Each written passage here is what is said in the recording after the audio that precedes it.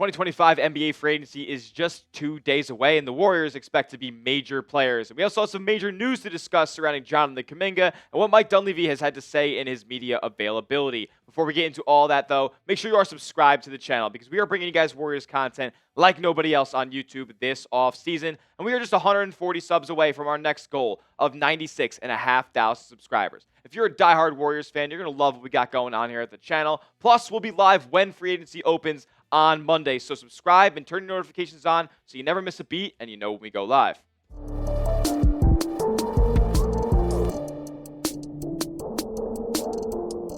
What's going on, Dub Nation? You're watching Warriors Today by Chat Sports. I am your host, Tyler Smith. We have a new Jonathan Kuminga update to get into. The Miami Heat rumors and the smoke around Kuminga and a sign and trade offer with the Miami Heat. Yeah, that smoke is rising a little bit. Charania with this bombshell quote at the NBA draft following their selection of Kasparas Jakubonis at 20. One name to keep an eye on that I'm told the Miami Heat are expected to be a potential suitor for is Warriors restricted free agent Jonathan Kuminga. So Kuminga and a couple other targets potentially for the Heat, whether it's in free agency or trade here over the next week or two. Now, this quote from Shams is the first time that he is linked to the Miami Heat and Kuminga this offseason. We have heard from Brett Spiegel and like Michael Scotto and a couple other NBA insiders around the league outside of like the mainstream outlets say that the Miami Heat and Kuminga have mutual interest this offseason. And I think that it would be a good pairing for him basketball-wise to land in Miami if the two agree to a trade. And then, this isn't exactly a report coming from Zach Lowe, but it is kind of a cosign. And I do buy into what Zach Lowe has to say. He's one of the brightest and best NBA media members that we have out there right now. And he says, all bets are off with the Kings. Does anyone want DeMar DeRozan? The Miami Heat have been mentioned. I think the Heat would be smart to prioritize like a Jonathan Kuminga, like a younger guy ahead of DeRozan. I think the Heat and Kuminga smoke is real. So a little bit of a cosign there from Zach Lowe to what we heard from Shams around the draft. However, from the Golden State Warriors point of view of things, I don't really love a straight-up Heat package if you're talking about just Kuminga going over to Miami in the deal, because remember, you can only take back 50% of whatever the first-year contract number that Jonathan Kuminga signs on his next offer sheet. So if it's $25 million, Dubs can only take back $12.5 million. So as far as guys who could fit under that umbrella for the Heat, it's not the most inspiring names. If you're a real Jonathan Kuminga fan, you really think that his trade value is much higher than the following players on screen: Kyle Anderson, Haywood Highsmith. Nikola Jovic is a player that the Heat withheld from Kevin Durant trade talks, so I don't anticipate that they'll make him available for Jonathan Kuminga. Also, Jaime Jaquez, who had a promising start to his NBA career, has kind of cooled off a little bit. I actually would be interested in him as a part of this deal, but more so would like it to be a part of a 3-team deal, or potentially see Moses Moody get lumped into things as well. That way, the Warriors potentially somehow, could they bring back Andrew Wiggins into the fold? That would be awesome. Trading Wiggins away to go get Jimmy Butler and then bringing him back in the Kuminga sign and trade that offseason. I'd be all in on making that move. He'd be an awesome, just off-the-ball player, somebody you could feel confident in, knocking down shots and playing solid on-ball, switchable defense next season. But it seems like a little bit of a pipe dream for the Warriors to have get back in the Wiggins business at this point.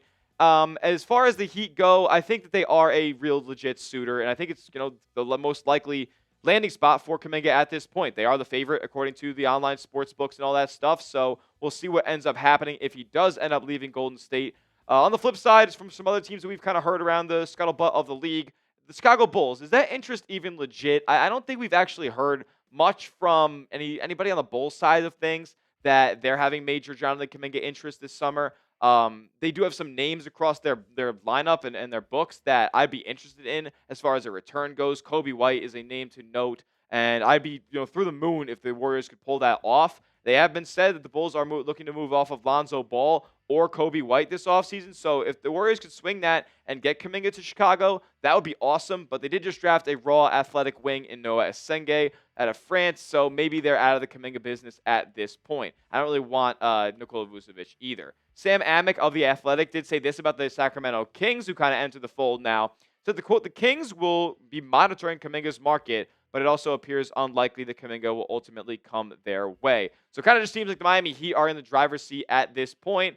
I would love to get Andrew Wiggins back in the deal. Maybe you end up sending Moses Moody to a third team in some sort of three-team deal, and you get Wiggins back, and maybe even another piece, send away a first-round pick or something like that to make the Warriors just that 5-10% better to get out of the Western Conference next season. Because I don't think they're going to do that with Kuminga at this point. And that's right. That brings me to this: like the best decision for both these guys is just to depart at this point. It's been 4 years. If you can't realize that, if you still have question marks on whether or not he's a fit on your roster 4 years into his career, can we just like cut our losses a little bit and stop pretending that this is going to work long term? The best decision for both sides, and specifically Kuminga's side of things. He wants to be a multi-time All-Star. That's not going to happen with the Golden State Warriors, especially over the next 2 seasons or so. I don't anticipate him signing more than a 3-year deal with something like a player option for that 3rd year. So why waste your time in these last couple of years of Curry, Jimmy Butler, and Draymond Green's career trying to be the hero when you're never going to get that role in the lineup? So if the Warriors want to win and play like they did post Jimmy Butler trade on that 60-win pace, it would just be best if both sides came to a departure this offseason. Where does Jonathan Kuminga sign, though? All those signs point to now, the reports that have come out from the Warriors side of things, that it's more likely than not that Kuminga ends up extending back in Golden State for at least the start of next season. If that is true, give me a GSW. If you think that's happening, he's coming back to the Bay Area, give me a GSW. If not, if you think he's going elsewhere, if it's the Heat, type Heat. If it's anywhere else around the league, comment what team you think Kuminga starts 25-26 with. Now let's talk about the Warriors and their draft of 2025. 2 selections made in the 2nd round at picks 52 and 59, or maybe they traded back up to 56. There were so many trades back last night. It was absolutely ridiculous. But Mike Dunleavy did speak on the fits of Alex Tui and Will Richard, 2 kind of swingmen, 2 through 4 guys, switchable players coming here to Golden State. And this is what he had to say about the Australian Tui. I think he's like a 4, and I think with our system and the way that we play, he's got the versatility to play multiple positions. It's who you can guard and where you can play offensively, and we think especially on the defensive end, he's super versatile and creates a lot of plays. That's kind of what I saw from him in the short film that I've seen so far. Like gets at deflections, gets out in transition, pushes the pace, makes the right plays for the most part, but doesn't have any really glaring, outstanding trait. Kind of good at everything, not great at anything type of guy. I'm excited to see him in the Summer League, though, because he's coming over from Australia. He's a little bit older of a prospect to make the jump from the NBL to the NBA. So we'll see how he fares against some of the first-round talent and others who are around the NBA Summer League. I'm excited to see Alex Tui because I really don't have a full profile on him yet, and we haven't really seen a good player pro comp for him exactly. It's going to be exciting to see. These are what he had to say about Will Richard, though, who I know a little bit more about, a little bit more familiar with. He said, "We see him as a two-way player. Shoot it and defend it. He's a pretty good on-ball defender, very good on-ball defender, and he's got good length. 6'9" wingspan for a 6'4" player, hell yeah. And he's coming from a really good program and system where he was well coached, well taught through years of college, and this is a guy who knows how to play."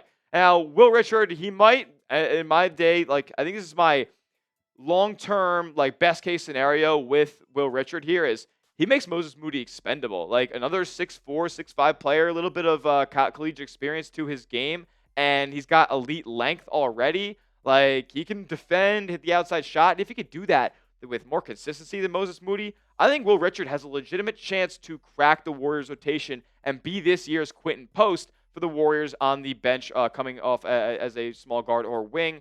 And, you can eventually get off of Moses Moody's contract, who's now making double digits in the millions, and you could maybe end up getting some pieces back that fit a little bit better, something in the front court or another more reliable outside shooter. So in this case, for Golden State, who plays sooner in the Dubs lineup in the rotation next season for 25-26? If you think it's Alex Tui, give me an AT. If you think it's Will Richard, give me a WR. I want to hear what Dub Nation has to say down in the comments section.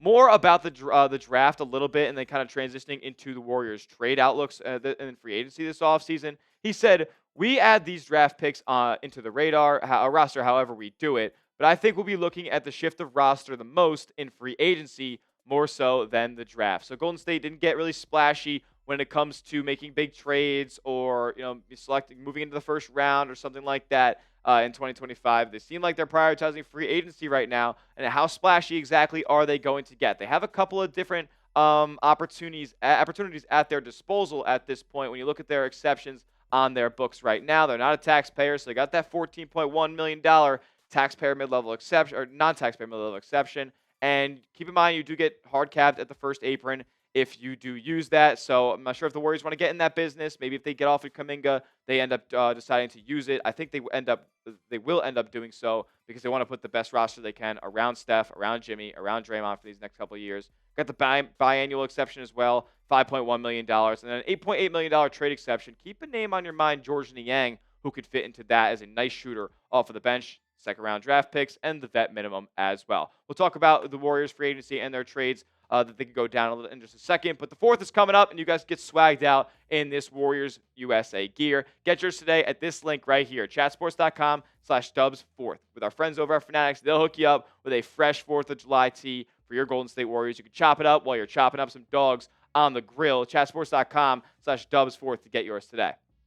So Mike Dunleavy said this on Jonathan Kuminga's free agency here, as it is the big domino that needs to fall if the roster is actually going to shift.